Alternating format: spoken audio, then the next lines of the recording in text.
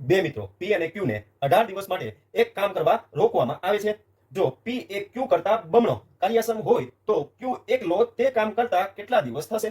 હવે એવું કીધું છે કે પી અને ક્યુ ને 18 દિવસ માટે કામે રોકવામાં આવ્યા છે. 18 દિવસ તેને કામ કરવું જ પડશે. હવે પી નું કામ એ ક્યુ ના કામ કરતા બમણું છે. જો ક્યુ છે એક દિવસનું એક કામ કરે તો પી ને એના કરતા બમણું એટલે કે બે કામ કરવા પડશે.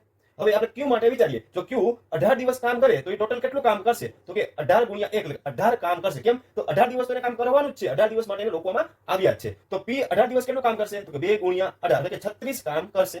હવે એવું કીધું છે કે જો પી ન હોય અને ખાલી ક્યુ ને જ કામ કરવું હોય તો કેટલા દિવસ થાય? એનો અર્થ કે ક્યુ ને પી નું કામ પણ સાથે કરવું પડશે. તો ક્યુ ને તો 18 દિવસ માટે 18 કામ થાય છે અને ક્યુ ને 36 કામ થાય છે. તો એ 36 કામ પણ ક્યુ ને કરવા પડશે. તો ક્યુ ને 18 એના અને 36 પી ના બે સાથે કામ કરવા માટે 54 કામ કરવા પડે. હવે ક્યુ એક દિવસમાં તો એક કામ કરે છે તો 54 કામ કરવા માટે એને 54 દિવસ લાગે. તો અહીં આપેલ દાખલાનો જવાબ 54 દિવસ આવશે.